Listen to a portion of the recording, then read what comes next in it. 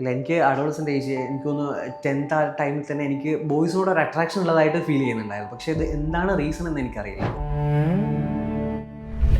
Coming out ഇപ്പോൾ office സ്പേസിലും ഒക്കെ personal സ്പേസിൽ ഹൗ ഹാർഡ് വാസ് ഇറ്റ്? അതാണ് ഏറ്റവും വലിയൊരു ടഫായിട്ടുള്ളൊരു ക്വസ്റ്റ്യൻ എന്ന് പറയുന്നത്. ആക്ച്വലി ഞാൻ പറഞ്ഞില്ല, അട്രാക്ഷൻ എനിക്ക് തോന്നുന്നത് ബോയ്സിനോട് മാത്രമാണ്. അപ്പോൾ അതെന്താ, അത് നമ്മൾ സാധാരണ കണ്ടുവരുന്നത് സിനിമകൾ പോർട്രേ ചെയ്ത കുറേ കാര്യങ്ങളാണ്. ഈവൻ എൻ്റെ ഫാമിലി മെമ്പേഴ്സിൻ്റെ കൂടെ ആയാൽ പോലും ഒരു ഫോട്ടോ ഇട്ട് കഴിഞ്ഞാൽ ആളുകൾ ആദ്യം ചോദിക്കുന്നത് ഇവൻ സെക്ഷുവലി അങ്ങനെയാണോ. പലരും എന്നോട് പറയുന്നത് മിസ്റ്റർ ഗേ എന്ന് അവർക്കത് മനസ്സിലായില്ല. മിസ്റ്റർ ഗേ അവരൊരു എന്തോ ബോഡി ബിൽഡിങ്ങിന് എന്തോ ഒരു കോമ്പറ്റീഷൻ അവാർഡ് കിട്ടി എന്നുള്ള നേച്ചറിലാണ് ഇപ്പോഴും ട്രീറ്റ് ചെയ്യുന്നത്. അതുകൊണ്ട് തന്നെ അവരെ കണ്ടു കഴിഞ്ഞാൽ നമ്മൾ ചുമ്മാ നമ്മൾ ടിപ്പിക്കൽ മലയാളി സ്റ്റൈലിൽ ഒന്ന് അവരെ നോക്കുക, അവരൊരു കുറ്റം പറയുക, എന്താണ് ചിരിക്കുക, അങ്ങനെയുള്ള ഒരു തരം ബുദ്ധിമുട്ടുള്ള ചില കാര്യങ്ങളുണ്ട്. കേരളം എന്താ പറയുക, കേരളം ഒരു പുകമറയിനുള്ളിൽ നിൽക്കുന്നതായിട്ട് പലപ്പോഴും തോന്നിയിട്ടുണ്ട്. ഏറ്റവും പെരിഫറിയിൽ നിൽക്കുമ്പോൾ നമ്മൾ എല്ലാത്തിനും അക്സെപ്റ്റ് ചെയ്യുന്ന ഒരു സ്റ്റേറ്റ് ആണ് അങ്ങനെയാണെന്ന് പറഞ്ഞാലും ഇൻസൈഡിൽ വളരെയധികം അതിനെ ഹരാസ് ചെയ്യുന്നാലും അതിനെ എതിർക്കുന്ന ഒരു വലിയൊരു പോപ്പുലേഷൻ ഇവിടെ ശരിക്കുമുണ്ട്. സമൂഹത്തിന് കുറേ സംശയങ്ങളുണ്ടാകും. ഒരു ഗേ അല്ലെങ്കിൽ ഒരു ലെസ്ബിയൻ, ഈവൻ ബൈസെക്ഷൽ ആൾക്കാരെ പറ്റി പോലും ആൾക്കാർക്ക് കുറേ സംശയങ്ങളുണ്ടാകും. അപ്പോൾ പൊതുജനത്തോട് എന്താണ് പറയാനുള്ളത്?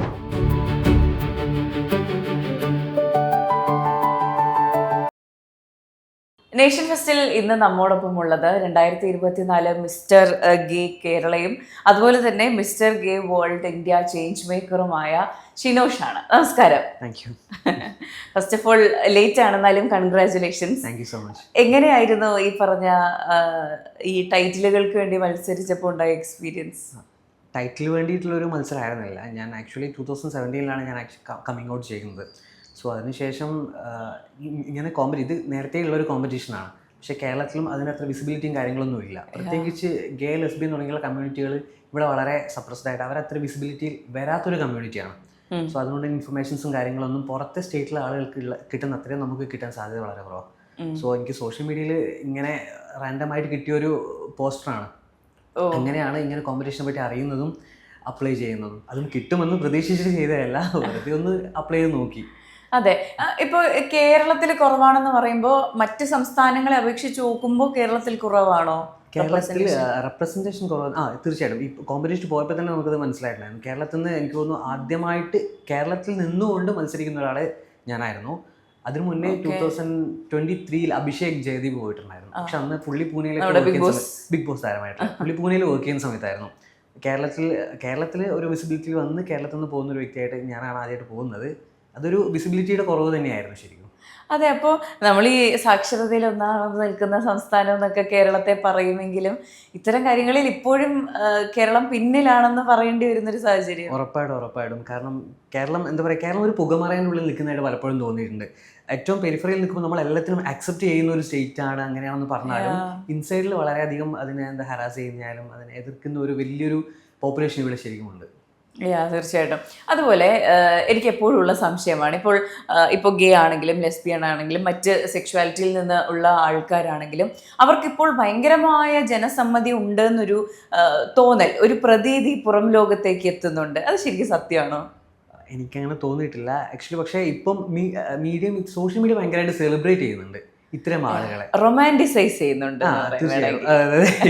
കുറെ റീൽസും കാര്യങ്ങളൊക്കെ വന്നിട്ട് കമ്മ്യൂണിറ്റിനെ ഭയങ്കരമായിട്ട് അങ്ങ് പ്രൊജക്റ്റ് ചെയ്യുന്ന രീതിയിൽ കാണിക്കുന്നുണ്ട്. പക്ഷെ അതൊരു പുകമറ പോലെയാണ് എനിക്ക് പലപ്പോഴും ഫീൽ ചെയ്തിട്ടുള്ളത്. അല്ലാതെ അത് ഒരു കംപ്ലീറ്റ് ആയിട്ടുള്ള ഇൻക്ലൂസീവ്നെസ് ആയിട്ട് ഫീൽ ചെയ്യുന്നില്ല. ഇല്ല, ഇൻക്ലൂസീവ്നെസ് ആയിട്ട് ഒരു പരിധി വരെ ഫീൽ ചെയ്യുന്നില്ല എനിക്ക്. അതെ, ഇപ്പോൾ നമ്മുടെ മുന്നിൽ ഷിനോഷ് ഇരിക്കുന്നത് മിസ്റ്റർ ഗേ കേരള എന്ന ടൈറ്റിൽ വിന്നർ എന്നുള്ള നിലയിലാണെങ്കിൽ ഞാൻ അദ്ദേഹത്തെ കണ്ടിട്ടുള്ളത് 2-3 വർഷങ്ങൾക്ക് മുൻപ് നാഷണൽ ഹെൽത്ത് മിഷന്റെ ഉദ്യോഗസ്ഥനായിട്ടാണ്, സീനിയർ കൺസൾട്ടന്റ് ആയിട്ടാണ്. അപ്പോൾ സർക്കാർ സംവിധാനത്തിൽ വർക്ക് ചെയ്യുമ്പോൾ, അപ്പോൾ നമുക്കറിയാം ഇങ്ങനെ സർക്കാർ സംവിധാനങ്ങളിൽ വർക്ക് ചെയ്യുന്ന ആൾക്കാരെല്ലാം കുറച്ച് കൺവെൻഷണൽ ടൈപ്പ് ആയിരിക്കും, ആൾക്കാരെ ഇൻക്ലൂഡ് ചെയ്യില്ല, കുറച്ച് ഓൾഡ് ഫാഷൻ ഓൾഡ് സ്കൂൾ ആൾക്കാരായിരിക്കും എന്നൊക്കെ ചിന്തിക്കും. എങ്ങനെയാണ് അവിടെ വർക്ക് ചെയ്യുന്ന എക്സ്പീരിയൻസ്? ഞാൻ 2017 ഈ ഒരു പോസ്റ്റിലേക്ക് senior consultant communication wing IEC ബോധവൽക്കരണ പ്രവർത്തനമാണ് എൻ്റെ ഒരു ജോബ് നേച്ചർ എന്ന് പറയുന്നത്. സോ സർക്കാർ നാഷണൽ ഹെൽത്ത് മിഷനെ സംബന്ധിച്ച് അതൊരു പക്കാ സർക്കാർ സംവിധാനം പോലെ, അതൊരു മിഷൻ മോഡലാണ്. ആക്ച്വലി അതിലുള്ള കൂടുതൽ ആളുകളും ഭയങ്കര യങ്സ്റ്റേഴ്സ് ആയിട്ടുള്ള, കൂടുതൽ ഇന്നോവേഷനൊക്കെ അഡാപ്റ്റ് ചെയ്യുന്ന അത്തരത്തിലുള്ള കുറച്ച് കാറ്റഗറി ഓഫ് ആളുകളാണ് അതിൽ വർക്ക് ചെയ്യുന്നത്. പിന്നെ ഞാനും പക്ഷേ 2017 വന്നിട്ടും ഓഫീസ് സ്പേസിൽ ഞാൻ ഔട്ട് മീൻസ് ഞാൻ എൻ്റെ ഐഡൻറ്റിറ്റി റിവീൽ ചെയ്തിട്ടുണ്ടായിരുന്നില്ല. ഈ കോമ്പറ്റീഷനോട് കൂടിയാണ് ഞാൻ ശരിക്കും റിവീൽ ചെയ്യുന്നത്. പക്ഷെ അതുവരെ എനിക്കും അതിനുള്ളൊരു കോൺഫിഡൻസ് ഉണ്ടായിട്ടില്ല. എൻ്റെ വർക്കിംഗ് അറ്റ്മോസ്ഫിയറൊക്കെ എങ്ങനെ ഇതിനെ അക്സെപ്റ്റ് ചെയ്യുമോ ഇല്ലയോ എന്നുള്ളൊരു ഡൗട്ട് എനിക്ക് അന്നേ ഉണ്ടായിരുന്നു. പക്ഷെ പിന്നീട് ഞങ്ങൾ ആദ്യമായിട്ട് ഇടം എന്നൊരു ക്യാമ്പയിൻ കൊണ്ടുവന്നു. 2019 തോന്നുന്നു. അത് ഈ പറഞ്ഞ ഹോസ്പിറ്റൽ സ്പേസ് ക്യൂറായിട്ടുള്ള ആളുകൾക്ക് ഇൻക്ലൂസീവ് ആവണം എന്നുള്ളൊരു മോട്ടീവോടുകൂടി നമ്മൾ ആരംഭിച്ചൊരു ക്യാമ്പയിൻ ആയിരുന്നു. അപ്പോൾ ആ ഒരു ക്യാമ്പയിനോടുകൂടി എനിക്ക് കുറേ ട്രെയിനിങ് കാര്യങ്ങളൊക്കെ വെച്ചപ്പോൾ മനസ്സിലായി ആളുകളൊക്കെ ഇത് അക്സെപ്റ്റൻസ് വരുമെന്ന് മനസ്സിലായി. അതിനുശേഷമാണ് ഞാൻ ശരിക്കും പറഞ്ഞാൽ എൻ്റെ കമ്മിങ് ഔട്ട് ഓഫീസ് സ്പേസിൽ നടക്കുന്നത്. അത് തികച്ചും നല്ലൊരു കാര്യമായിരുന്നു. ഭയങ്കര സന്തോഷമായി. പ്രത്യേകിച്ച് എൻ്റെ സ്പേസിൽ, ഓഫീസ് സ്പേസിൽ എൻ്റെ ചുറ്റും നിൽക്കുന്ന സഹപ്രവർത്തകരൊക്കെ വളരെയധികം കാര്യത്തിലാണ് എന്നെ അക്സെപ്റ്റ് ചെയ്തത്. അതൊത്തിരി സന്തോഷമുള്ള കാര്യമായിരുന്നു. അതെ, ഇപ്പൊ ഈ പറഞ്ഞല്ലോ ഹോസ്പിറ്റൽ സംവിധാനങ്ങളിൽ ക്യൂർ ആയിട്ടുള്ള ആൾക്കാരെ അക്സെപ്റ്റ് ചെയ്യുന്നത് കൂട്ടാൻ വേണ്ടി ഒരു ക്യാമ്പയിൻ തന്നെ തുടങ്ങി. അതിനു മുൻപ് അത്തരത്തിൽ ഒരു മാറ്റി നിർത്തൽ ഉണ്ട് എന്ന് തോന്നിയിട്ടുണ്ടോ ഹോസ്പിറ്റൽ സംവിധാനത്തിൽ? അത് ഏത് കാറ്റഗറി ഓഫ് ആളുകളായാലും അവർക്ക് ഇതിനെ പറ്റിയുള്ള അവയർനെസ് വളരെ കുറവാണ്. എന്താണ് ജെൻഡർ, എന്താണ് സെക്സ് എന്ന് പറഞ്ഞു കഴിഞ്ഞാൽ ഇപ്പോൾ മെഡിക്കൽ പ്രൊഫഷണൽസിൻ്റെ ഇടയിലായി പോലും അവരത്ര വേണ്ടത്ര ഗൗരവത്തിൽ എടുക്കാത്തൊരു ടോപ്പിക്കാണ് ഈ പറഞ്ഞിരിക്കുന്നത്. അതുകൊണ്ട് തന്നെ വരുന്ന ആളുകളെ, പ്രത്യേകിച്ച് നമുക്കറിയാം ട്രാൻസ്ജെൻഡർ ആയിട്ടുള്ള ആളുകളെ നമുക്ക് പെട്ടെന്ന് കണ്ടാൽ മനസ്സിലാവും. അപ്പോൾ അതുകൊണ്ട് തന്നെ അവരെ കണ്ടു കഴിഞ്ഞാൽ നമ്മൾ ചുമ്മാ നമ്മുടെ ടിപ്പിക്കൽ മലയാളി സ്റ്റൈലിൽ ഒന്ന് അവരെ നോക്കുക, അവരൊരു കുറ്റം പറയുക, എന്താണ് ചിരിക്കുക, അങ്ങനെയുള്ള ഒരുതരം ബുദ്ധിമുട്ടുള്ള ചില കാര്യങ്ങളുണ്ട്. അപ്പോൾ അതുകൊണ്ട് തന്നെ ഈ പറഞ്ഞ കമ്മ്യൂണിറ്റി ആളുകൾ ഇത്തരം സേവനങ്ങൾ എടുക്കേണ്ട ഈ ഹോസ്പിറ്റൽസിലായാലും ഏത് ഗവൺമെൻറ് ഇൻസ്റ്റിറ്റ്യൂഷനിൽ പോകുന്നതും വളരെ കുറവായിരിക്കും. നമ്മൾ കൂടുതലും പ്രൈവറ്റിലാണ് ഡിപ്പെൻഡ് ചെയ്യുന്നത്. അപ്പോൾ ആ ഒരു ഗ്യാപ്പ്, ആ ഒരു ബാരിയർ മാറ്റുക എന്ന് പറയുന്നത് വളരെ ഇമ്പോർട്ടൻ്റ് ആയിട്ടുള്ള ഒരു കാര്യമാണ്. പ്രത്യേകിച്ച് എന്നെപ്പോലുള്ള ആളുകളൊക്കെ കമ്മ്യൂണിറ്റി റെപ്രസെൻ്റ് ചെയ്ത ഒരാൾ അവിടെ വർക്ക് ചെയ്യുന്നു എന്ന് പറയുമ്പോൾ ഞങ്ങളേതായാലും ഇനീഷ്യേറ്റീവ് എന്തെങ്കിലും ചെയ്തില്ലെങ്കിൽ പിന്നെ നമ്മൾ കമ്മ്യൂണിറ്റിയുടെ ആളാണെന്ന് പറഞ്ഞിട്ട് കാര്യമില്ലല്ലോ. തീർച്ചയായിട്ടും എനിക്ക് തോന്നുന്നു അതൊരു എന്താ പറയുക, ഒരു ടൈറ്റിൽ വിന്നിങ് എന്നതിനേക്കാൾ റെപ്രസെന്റേഷൻ എന്ന് പറയുന്നതായിരിക്കും കുറച്ചുകൂടെ ശരി. തീർച്ചയായിട്ടും. അതെ. ഇപ്പോൾ ഇതിന് മാറ്റം ഉണ്ടാകുന്നുണ്ട് എന്ന് തോന്നുന്നുണ്ടോ? ഈ പറഞ്ഞ ആൾക്കാർക്ക് ഹോസ്പിറ്റലുകളിൽ ഇൻക്ലൂസീവ്നെസ് കിട്ടുന്നുണ്ടോ? ഉണ്ട്. കാരണം തുടക്കം നമ്മൾ ക്യാമ്പയിൻ കൊച്ചിയിൽ വെച്ചാണ് സ്റ്റാർട്ട് ചെയ്തത്. കൊച്ചി ഇപ്പം ഏകദേശം 5 ജില്ലകളിലോളം ഇത്തരത്തിലുള്ള ട്രാൻസ്ജെൻഡർ ലിങ്ക് വർക്കർ എന്ന് പറഞ്ഞിട്ട് ഹോസ്പിറ്റൽസിലും വർക്ക് ചെയ്യുന്നുണ്ട്. അവർ ഈ ഹോസ്പിറ്റലിൽ വരുന്ന കമ്മ്യൂണിറ്റി ആളുകൾക്ക് വേണ്ടിയിട്ടുള്ള എല്ലാ ഫെസിലിറ്റിയും ചെയ്തു കൊടുക്കുക എന്നാണ് അവരുടെ ഒരു എയിം എന്ന് പറയുന്നത്. സോ നേരത്തെ ഉള്ളതിനേക്കാളും കൂടുതൽ ആളുകൾ ഹോസ്പിറ്റൽസിലേക്ക് വരുന്നു, സർവീസ് എടുക്കുന്നു എന്നൊക്കെ ആ ഫീഡ്ബാക്ക് വരുമ്പോൾ ഒത്തിരി സന്തോഷം തോന്നുന്നുണ്ട്. അതെ. ആൻഡ് ലൈക്ക് കമ്മിങ് ഔട്ട് ഇപ്പോൾ ഓഫീസ് സ്പേസിൽ ഓക്കെ, പേഴ്സണൽ സ്പേസിൽ ഹൗ ഹാർഡ് വാസ് ഇറ്റ്? അതാണ് ഏറ്റവും വലിയൊരു ടഫായിട്ടുള്ളൊരു ക്വസ്റ്റ്യൻ എന്ന് പറയുന്നത്. കാരണം ഞാൻ വീട്ടിൽ കംപ്ലീറ്റ് ആയിട്ട് ഓപ്പൺ ആണോ ചോദിച്ചാണ് എൻ്റെ സിബ്ലിങ്സിനൊക്കെ അറിയാം എക്സാക്ട്ലി. പക്ഷേ വളരെ ക്ലോസ് ആയിട്ടുള്ള കുറച്ച് റിലേറ്റീവ്സിനൊന്നും അറിയില്ല. ഇപ്പോഴും അറിയില്ല. മേ ബി അവർ ഇപ്പോൾ കോമ്പറ്റീഷൻ കഴിഞ്ഞ് വന്നിട്ടും പലരും എന്നോട് കൺഗ്രാറ്റ്സ് ചെയ്ത പലരും എന്നോട് പറയുന്നത് മിസ്റ്റർ ഗേ, അവർക്കത് മനസ്സിലായില്ല. മിസ്റ്റർ ഗേ അവരൊരു എന്തോ ബോഡി ബിൽഡിങ്ങിന് എന്തോ ഒരു കോമ്പറ്റീഷൻ അവാർഡ് കിട്ടി എന്നുള്ള നേച്ചറിലാണ് ഇപ്പോഴും ട്രീറ്റ് ചെയ്യുന്നത്. കാരണം ഞാൻ ഫിറ്റ്നസ് ട്രെയിനറൊക്കെ ആയിരുന്നു. അപ്പോൾ ഷിനോഷേട്ടന്റെ പ്രൊഫൈലിൽ നമുക്ക് ഫിറ്റ്നസ് വീഡിയോസ് ആണ് കൂടുതൽ കാണാൻ കഴിയുക. ഫിറ്റ്നസ് ആണ് എന്നെ ശരിക്കും പറഞ്ഞാൽ ചേഞ്ച് ചെയ്തത്. എൻ്റെ മൊത്തം ലുക്കും കാര്യങ്ങളൊക്കെയും എൻ്റെ കോൺഫിഡൻസും ബിൽഡ് ചെയ്തതും ഫിറ്റ്നസ് തന്നെയായിരുന്നു.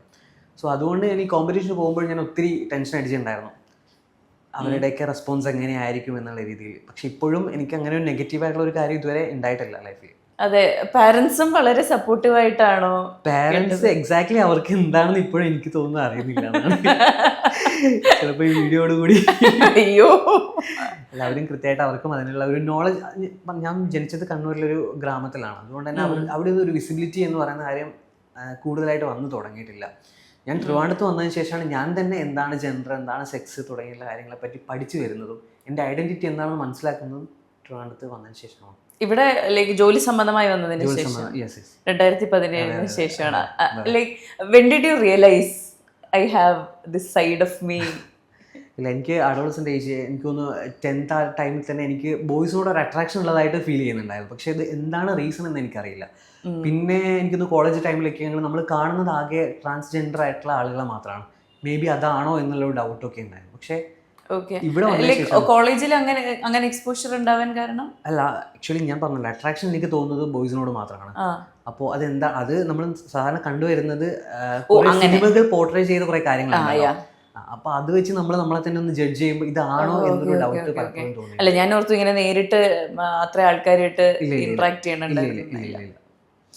അങ്ങനെയാണ് ആ ഒരു റിയലൈസേഷൻ ഉണ്ടാകുന്നത്. പക്ഷെ എനിക്ക് തോന്നുന്നു നമ്മുടെ സ്കൂളിലോ നമ്മുടെ കോളേജുകളിലോ നമ്മുടെ പഠന സംവിധാനങ്ങളിലോ ഇത് എന്താണ് എന്ന് നമുക്ക് പറഞ്ഞു തരുന്നില്ല. അതിന്റെ ഒരു പോരായ്മയാണ്. തീർച്ചയായിട്ടും സെക്സ് എഡ്യൂക്കേഷൻ എന്ന് പറയുന്നത് മസ്റ്റായിട്ട് നമ്മൾ കൊണ്ടുവരേണ്ട ഒരു കാര്യമാണെന്ന് എനിക്ക് തോന്നിയിട്ടുണ്ട്. നമ്മുടെ അഡോൾസെന്റ് ഏജ് മുതൽ തന്നെ നമ്മളത് മനസ്സിലാക്കി കൊണ്ടുവന്നത് നന്നായിരിക്കും. അതെ, ഫ്രം ഐഡന്റിഫൈങ് ourselves. അതെ തീർച്ചയായിട്ടും നമ്മളെ മനസ്സിലാക്കുക എന്ന് പറയുന്നതാണ് ഏറ്റവും ഇമ്പോർട്ടൻ്റ് എന്ന് എനിക്ക് തോന്നുന്നു. മനസ്സിലാക്കിയിട്ട് നമ്മുടെ ഐഡന്റിറ്റിയിൽ ജീവിക്കാൻ പറ്റുക എന്ന് പറയുന്നത് ഏറ്റവും വലിയൊരു ഭാഗ്യമായിട്ട് ഞാൻ. അതെ തീർച്ചയായിട്ടും. ഇപ്പൊ പാർട്ട്ണർ ഉണ്ടോ? ഇല്ല സിംഗിൾ ആയിട്ടിരിക്കുന്നു. അതെ. അപ്പോൾ ഈ പറഞ്ഞ ഈ വഴി എന്ന് പറയുന്നത്, ഇതിലേക്ക് കമ്മിങ് ഔട്ട്, അതിൽ ജീവിക്കുക എന്ന് പറയുന്നത് ചെറിയൊരു കാര്യമല്ല. ഇപ്പോഴത്തെ സൊസൈറ്റി വെച്ച് നോക്കുകയാണെങ്കിൽ നമുക്ക് വളരെ ബുദ്ധിമുട്ടുകൾ ഉണ്ടാകാൻ സാധ്യതയുള്ളൊരു സിറ്റുവേഷനാണ്. ഒരു ബിറ്റർ എക്സ്പീരിയൻസസ് ഉണ്ടായിട്ടുണ്ടോ ഇതിൽ? ചില സൗഹൃദങ്ങൾ, ഞാൻ വളരെ ഇഷ്ടപ്പെടുന്ന ചില സൗഹൃദങ്ങൾ ഉണ്ടായിരുന്നു. നമ്മൾ സൗഹൃദങ്ങൾ ഒരിക്കലും ജെൻഡർ വെച്ചോ അല്ലെങ്കിൽ നിങ്ങളുടെ കാറ്റഗറിയോ ഇവിടെ നിങ്ങളുടെ കാസ്റ്റ് വെച്ചോ നിങ്ങളെ കൺസിഡർ ചെയ്യുന്ന പറയുന്നത് ഭയങ്കര ബുദ്ധിമുട്ടുള്ള കാര്യമാണ്. അപ്പോൾ ഓൾറെഡി ഞാൻ ആ സൗഹൃദങ്ങളോട് ഞാൻ ഓൾറെഡി എൻ്റെ പ്രൊഫൈലിൽ ഞാൻ മിസ്റ്റർ ഗേ കേരള എന്ന ടൈറ്റിൽ ഇട്ടിട്ടുണ്ട്. അത് കാണുന്ന ഏതൊരാൾക്കും മനസ്സിലാവും ഞാൻ കമ്മ്യൂണിറ്റിയിൽ പെടുന്ന ഒരാളാണെന്നുള്ളത്. പക്ഷേ പിന്നീട് പുള്ളി നല്ല രീതിയിൽ പുള്ളി ഫാമിലി ആയിട്ടൊക്കെ ആയിട്ട് നല്ല അടുപ്പത്തിൽ നിൽക്കുന്ന ഒരു വ്യക്തിയായിരുന്നു. അപ്പോൾ പുള്ളിയുടെ കൂടെ ഒരു ഫോട്ടോ ഇട്ടതിന് ശേഷം പുള്ളിക്ക് ഒരുപാട് മെസ്സേജസ് പോയി. എനിക്കൊന്നു റാൻഡമായിട്ട് നമ്മുടെ സൊസൈറ്റിയിൽ കമ്മ്യൂണിറ്റിയിൽ പെടാത്ത ഒരുപാട് ആളുകളുണ്ട്. സെക്ഷുവലായിട്ടുള്ള മെസ്സേജസും കാര്യങ്ങളൊക്കെ കൂടുതലായിട്ട് പ്രിഫർ ചെയ്യുന്നത് സോഷ്യൽ മീഡിയ അത്തരം കാര്യങ്ങൾക്ക് വേണ്ടി വളരെയധികം യൂസ് ചെയ്യുന്ന ആളുകളൊക്കെ ഉണ്ട്.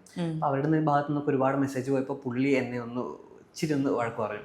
നിന്റെ ഐഡന്റിറ്റി നീ ഇങ്ങനെ പുറത്ത് പറഞ്ഞതുകൊണ്ടല്ലേ എനിക്ക് ഇത്തിരി ഇഷ്യൂസ് ഉണ്ടായേ, ഇത് പറയാതിരുന്നെങ്കിൽ കുഴപ്പമുണ്ടായിരുന്നില്ലല്ലോ എന്ന രീതിയിൽ പറഞ്ഞു. അതെനിക്ക് ഒത്തിരി നമ്മൾ വളരെ ക്ലോസ് എന്ന് പറയുന്ന ആളുകൾ നമ്മളെ അക്സെപ്റ്റ് ചെയ്യുന്നില്ല എന്ന് മനസ്സിലാക്കുമ്പോൾ ഉണ്ടാകുന്നൊരു വിഷമം ഉണ്ടായിരുന്നു. അതാണ് ഒരു ബിറ്റർ എക്സ്പീരിയൻസ് ലൈഫിൽ. അതെ. ഇപ്പോൾ ശരിക്കും കമ്മ്യൂണിറ്റി നേരിടുന്ന ഏറ്റവും വലിയ പ്രശ്നം എന്താണ്? ഒന്ന് എനിക്ക് ഫീൽ ചെയ്തിട്ടുള്ളത് ഒരു യൂണിറ്റി വളരെ കുറവാണ്. നമ്മൾ വളരെ മൈന്യൂട്ടായിട്ടുള്ള കമ്മ്യൂണിറ്റി ആണെങ്കിലും എല്ലാവരും ഒരുമിച്ച് നിൽക്കുക എന്നുള്ളൊരു കാര്യം എനിക്ക് തോന്നുന്നു ഇപ്പോഴും ഇല്ല എന്നുള്ളത്. കാരണം പല ആളുകളും പുറത്തേക്ക് വരുന്നുണ്ട്, പക്ഷെ ഇവരൊക്കെയും കമ്മ്യൂണിറ്റിയിൽ പെടുന്ന ആളുകളാണോ ഒന്നും അറിയുന്നില്ല. അത് എല്ലാവരും തമ്മിലൊരു യൂണിറ്റി വളരെ കുറവ്. നേരത്തെ ആണെങ്കിൽ കുറച്ച് ഓർഗനൈസേഷൻസ് ഉണ്ടായിരുന്നു, നമുക്ക് എല്ലാവരും പരസ്പരം സപ്പോർട്ട് ചെയ്യാനും ആളുകൾക്ക് എന്തെങ്കിലും ഇഷ്യൂ വരികയാണെങ്കിൽ കൂടെ നിൽക്കാനൊക്കെയും. നേരത്തെ കുറേ സൂയിസൈഡ് കേസൊക്കെ ഉണ്ടായിട്ടുണ്ടായിരുന്നു. കമ്മ്യൂണിറ്റി ഇടയിൽ ഒരുപാട് സൂയിസൈഡ് കേസുകളൊക്കെ വരുന്നുണ്ട്. അതൊക്കെ ഒരു പരിധിവരെ കുറയ്ക്കുന്നത് ഇത്തരത്തിലുള്ള കൂട്ടായ്മകളും ഓർഗനൈസേഷൻസും ഒക്കെയാണ്. പക്ഷെ കുറേ കാലമായിട്ട് അത്തരം ഓർഗനൈസേഷൻസ് വേണ്ടത്ര രീതിയിൽ പ്രവർത്തിക്കുന്നില്ല, കൂട്ടായ്മകളില്ല. അതൊരു വലിയ പോരായ്മയായിട്ട് തോന്നിയിട്ടുണ്ട്. അതെന്തുകൊണ്ടാണ് ഈ ഓർഗനൈസേഷൻസ് പ്രവർത്തിക്കാതെ പോയത്? ഒന്ന് സപ്പോർട്ട്, പുറത്തുള്ള സോഷ്യൽ സപ്പോർട്ട് വളരെ കുറവാണ്. പിന്നെ എല്ലാവരും ഇൻഡിവിജ്വലി പല ആളുകൾക്കും സെൽഫായിട്ട് ഒരുപാട് എന്താ പറയുക പ്രൊമോഷൻസും കാര്യങ്ങളും വരുമ്പോൾ അവരുടെ പേഴ്സണൽ ലൈഫിലേക്ക് എല്ലാവരും ചുരുങ്ങി പോവുകയാണ്. അവർക്കൊരു ക്രൈസിസ് വരുമ്പോഴാണ് അവർക്ക് എല്ലാവരും ഒരുമിച്ച് വേണം എന്നുള്ള ചിന്ത വരുന്നത്. അതല്ലാതെ നമ്മളെല്ലാം എപ്പോഴും ഒരുമിച്ച് നിൽക്കണം, ഇനി വരുന്ന ആളുകൾക്കായാലും കൂടെയുള്ള കഷ്ടപ്പെടുന്ന വ്യക്തിക്ക് കൂടെ സപ്പോർട്ട് ചെയ്യണം എന്നുള്ള ഒരു ചിന്തയിലേക്ക് ആരും കടന്നു വരുന്നില്ല. അതെ, എനിക്ക് തോന്നുന്നു ഇപ്പോൾ കമ്മ്യൂണിറ്റിയോട് എതിർപ്പുള്ള ആൾക്കാർ ഇതിനുള്ളിൽ കലഹം നടക്കുന്നുണ്ടോ, ഇവര് ഒരു പ്രശ്നമുണ്ടോ എന്ന് നോക്കി നടക്കുന്ന ആൾക്കാരുണ്ട്. അപ്പോൾ ചെറിയൊരു പ്രശ്നമാണെങ്കിൽ അതിനെ വലുതാക്കി അവിടെ വലിയ പ്രശ്നമാണ് എന്ന് പറയാൻ കാണികൾ കുറേ പേർ കാത്തിരിക്കുന്നുണ്ട്. അതെനിക്ക് തോന്നുന്നു ഈ ക്യൂർ കമ്മ്യൂണിറ്റീനെ എനിക്ക് നല്ല മാർക്കറ്റ് ചെയ്യാൻ പറ്റിയൊരു വിഷയമാണ് സോഷ്യൽ മീഡിയയിൽ ഉൾപ്പെടെയാണെങ്കിലും. ചെറിയൊരു വിഷയമാണെങ്കിൽ കൂടി പലരും അത് വലിയ രീതിയിൽ കാണിച്ച് പോർട്രേറ്റ് ചെയ്തുകൊണ്ട് കമ്മ്യൂണിറ്റിനെ മൊത്തം അതിനെ ഇൻക്ലൂഡ് ചെയ്യുന്ന ഒരു രീതി ഇപ്പം വല്ലാതെ കൂടി വരുന്നുണ്ട്. അതെ, അതുപോലെ ഈ രക്ഷകൻ പര്യവേഷമായിട്ട് വന്നിട്ട് പ്രശ്നം ഉണ്ടാക്കി പോകുന്നവരും കാരണം നമുക്ക് ആരാണ് ഏതാണ് നമ്മൾ സപ്പോർട്ട് ചെയ്യുന്ന വ്യക്തി ആരാണെന്ന് നമുക്ക് അറിയാൻ പറ്റില്ല. അതുകൊണ്ട് നമ്മളെല്ലാവരും അതിൽ പെട്ടുപോകും പലപ്പോഴും. അതെ, ഇപ്പോൾ സമൂഹത്തിന് കുറേ സംശയങ്ങൾ ഉണ്ടാകും. ഒരു ഗേ അല്ലെങ്കിൽ ഒരു ലെസ്ബിയൻ, ഈവൻ ബൈസെക്ഷൽ ആൾക്കാരെ പറ്റി പോലും ആൾക്കാർക്ക് കുറെ സംശയങ്ങളുണ്ടാകും. അപ്പോൾ പൊതുജനത്തോട് എന്താണ് പറയാനുള്ളത്? നിങ്ങൾ വിചാരിച്ചു വെച്ചേക്കുന്നത് ഇതൊക്കെ തെറ്റാണ് എന്ന് പറയാൻ? ആ ചോദ്യം എനിക്ക് ഭയങ്കര ഇഷ്ടമുള്ള. കാരണം ഇപ്പം ഈവൻ ഗേ ആയിട്ടുള്ളൊരു വ്യക്തി, ഞാനിപ്പം ഏതെങ്കിലും ഒരു ഈവൻ എൻ്റെ ഫാമിലി മെമ്പേഴ്സിൻ്റെ കൂടെ ആയാൽ പോലും ഒരു ഫോട്ടോ ഇട്ട് കഴിഞ്ഞാൽ ആളുകൾ ആദ്യം ചോദിക്കുന്നത് ഇവൻ സെക്ഷുവലി അങ്ങനെയാണോ, കൂടെ നിൽക്കുന്ന വ്യക്തി, അങ്ങനെ ഒരു ചിന്ത. ഈവൻ നിങ്ങൾ സ്ട്രെയിറ്റ് ആയിട്ടുള്ള ഒരു വ്യക്തിയാണെങ്കിൽ ഒരു ഫോട്ടോ ഇട്ട് കഴിഞ്ഞാൽ ആരും ചോദിക്കുന്നില്ല നിങ്ങൾ തമ്മിൽ സെക്ഷൽ കോൺടാക്ട് ആണോ, അങ്ങനെ ഒരിക്കലും ചോദിക്കില്ല. പക്ഷെ അതൊരു ഗേ ഒരു ലെസ്ബിയൻ ആയിട്ടുള്ള ഒരാൾ പോസ്റ്റ് ചെയ്ത് കഴിഞ്ഞാൽ ഉറപ്പായിട്ടും അത്തരം ചോദ്യങ്ങളാരും ആദ്യം നിങ്ങൾ ഫേസ് ചെയ്യുന്നത്. ചോദ്യം എന്ന് പറയുന്നത് വളരെ മോശമായിട്ടായിരിക്കും. തീർച്ചയായിട്ടും നമ്മൾ വളരെ ക്ലോസ് ആയി, നമ്മളെ ബ്രദർ ആയിരിക്കാം, കസിൻ ആയിരിക്കാം, വളരെ ക്ലോസ് ആയിട്ടുള്ള ഫ്രണ്ട് ആയിരിക്കാം, എല്ലാവരുടെയും ചിന്ത ഒരു സെക്ഷൽ ആസ്പെക്ട്സിൽ മാത്രമാണ്. നിങ്ങൾ അങ്ങനെ ഈ കക്ഷിയായിട്ട് അങ്ങനെയാണോ, ആ ഒരു രീതിയിൽ അതെനിക്ക് ഭയങ്കര ഇറിറ്റേഷൻ വരുന്ന ഒരു ചോദ്യമാണ്. നമ്മളൊരു ഇൻഡിവിജ്വൽ ആയിട്ടൊരു ഹ്യൂമൻ ബീങ് ആയിട്ട് കൺസിഡർ ചെയ്യാൻ ആരും നോക്കുന്നില്ല. അത്തരത്തിലൊരു കാഴ്ചപ്പാട് ആരും വരുന്നില്ല. അതെ, അതിന് എനിക്ക് തോന്നുന്നു അതിനകത്ത് ഫീലിങ്സ് അല്ലെങ്കിൽ സ്നേഹബന്ധം അല്ലെങ്കിൽ ഒരു ബന്ധത്തിന്റെ ഡെപ്തിനെ പറ്റി ചിന്തിക്കാതെ സെക്ഷുവാലിറ്റിയിൽ മാത്രം ചിന്തിക്കുന്ന, അത് പ്രത്യേകിച്ച് ക്യൂർ കമ്മ്യൂണിറ്റിയിലെ ആളുകളോട് മാത്രം ചോദിക്കുന്ന പല ചോദ്യങ്ങളാണ്. അതെ. അപ്പോൾ ക്യൂർ കമ്മ്യൂണിറ്റിയിലുള്ള ആൾക്കാർക്ക് കൊടുക്കാനുള്ള ഒരു ഉപദേശം എന്തായിരിക്കും, at least for people who are trying to come out? Coming out നടത്തുന്നതിനെ പറ്റി ഞാൻ എൻ്റെ ഒരു എക്സ്പീരിയൻസ് വെച്ചിട്ട് എൻ്റെ ഒരു സ്റ്റാൻഡിൽ, അതായത് ഞാൻ എൻ്റെ കമ്മിങ് ഔട്ട് നടത്തിയത് എൻ്റെ മൊത്തം എഡ്യൂക്കേഷൻ ആയാലും ജോബായാലും അങ്ങനെയുള്ള എല്ലാം കഴിഞ്ഞതിന് ശേഷമാണ്. ബിക്കോസ് എനിക്ക് അതിനുള്ള അറിവും കാര്യങ്ങളൊന്നും ഉണ്ടായിട്ടില്ല. അതുകൊണ്ട് എനിക്ക് സൊസൈറ്റിയിൽ നിന്നായാലും ഫാമിലിയിൽ നിന്നായാലും ഉണ്ടായിരുന്ന ഒരുപാട് ബുദ്ധിമുട്ടും കാര്യങ്ങളും കുറവായിരുന്നു. ഞാൻ സ്വന്തം അധ്വാനിച്ച് ജീവിക്കുന്ന ഒരു ലെവലിൽ എത്തിയപ്പോഴാണ് ഞാൻ കമ്മിങ് ഔട്ട് നടത്തിയത്. പക്ഷെ എല്ലാവർക്കും അങ്ങനെ ഒരു സിറ്റുവേഷൻ ആവണമെന്നില്ല. മേ ബി അതുകൊണ്ട് തന്നെ എനിക്കൊന്ന് ഓർഗനൈസേഷൻസ് കുറച്ചുകൂടി സ്ട്രെങ്തൻ ചെയ്ത് ഇതുപോലെ സഫർ ചെയ്യുന്ന ആളുകൾ, അത്തരം ആളുകളെ മീൻസ് അവർക്ക് മുന്നോട്ട് വരണമെങ്കിൽ അത്തരം കാര്യങ്ങൾ മീൻസ് സപ്പോർട്ടീവായിട്ടുള്ള കാര്യങ്ങൾ ചെയ്യണം. അതുപോലെ സെക്സ് എഡ്യൂക്കേഷൻ പോലെയുള്ള കാര്യങ്ങളിലേക്ക് ഗവൺമെൻറ്റിനെ പ്രഷറൈസ് ചെയ്യുക. അത്തരത്തിൽ ആളുകൾ ഒരു സൊസൈറ്റിയിൽ ഒരു നല്ല രീതിയിലുള്ളൊരു എന്താ പറയുക അവയർനെസ് ക്രിയേറ്റ് ചെയ്യാനായിട്ടുള്ള ഒരു ഇടപെടൽ ഉണ്ടാവണം എന്നാണ്. അതിനുശേഷം നമ്മളെ ഈ പറഞ്ഞ റീൽസും കാര്യങ്ങളൊന്നും കണ്ട് മാത്രം ആരും കമ്മിങ് ഔട്ടോ അല്ലെ എൻ്റെ ഓറിയന്റേഷൻ ഇതാണെന്ന് മനസ്സിലാക്കരുത്. അത് ഫീലിംഗ് ആണ്. ഈ പറഞ്ഞ നമ്മൾ ഈ മെന്റൽ ഹെൽത്ത് ഇഷ്യൂസിന്റെ റീലുകൾ കാണുമ്പോൾ എനിക്ക് ഈ പ്രശ്നമുണ്ട് ഈ പ്രശ്നമുണ്ട് എന്നൊക്കെ തോന്നുന്ന പോലെ ഓക്കെ ഞാൻ ഇങ്ങനെയാണെന്ന് തോന്നാനുള്ള സാധ്യതയുണ്ട്. അതെ, അതുകൊണ്ട് റീൽസ് ഒന്നും കണ്ട് ആരും കമ്മിങ് ഔട്ടോ ചെയ്യരുത് എന്നൊരു സജഷൻ എനിക്ക് പറയാനുണ്ട്. നമ്മൾ നന്നായിട്ടൊന്ന് ഇവാലുവേറ്റ് എന്താണ് നമ്മുടെ ഐഡന്റിറ്റി എന്ന് നമ്മൾ തന്നെ സ്വയം മനസ്സിലാക്കിയതിന് ശേഷം മാത്രം കമ്മിങ് ഔട്ട് ചെയ്യുക. How is that evaluation done? അതൊരു ക്വസ്റ്റ്യൻ ആണ്, എങ്ങനെയാണെന്നുള്ളത്. നമുക്ക് സെക്ഷുവലി നമുക്കൊരു താല്പര്യം എന്ത് പറഞ്ഞാലും നമ്മൾ ഈ പറഞ്ഞ ഗേ എന്ന് പറഞ്ഞാലും മെന്നിനോട് അട്രാക്ഷൻ വരുന്നതാണ് പറയുന്നത്. അപ്പോൾ അത്തരത്തിൽ നമുക്ക് നമ്മുടെ ചെറുപ്പകാലം മുതൽ നമുക്ക് എന്താണോ നമ്മൾ ഫീൽ ചെയ്യുന്നത് അത്തരം കാര്യങ്ങൾ നമ്മൾ നന്നായിട്ടൊന്ന് മനസ്സിലാക്കുക. അതിനുശേഷം മാത്രം സ്വയം ചോദിക്കുക, സ്വയം ഉത്തരം കണ്ടെത്തുക. അല്ലാതെ ഒരാൾ പറഞ്ഞു തന്നിട്ട് ഒരിക്കലും എനിക്ക് തോന്നുന്നില്ല നീ ഗേ ആണോ, നീ ലെസ്ബി ആണോ, നീ ട്രാൻസ് ആണോ, അങ്ങനെ ഒന്നും പറയാൻ പറ്റും തോന്നുന്നില്ല.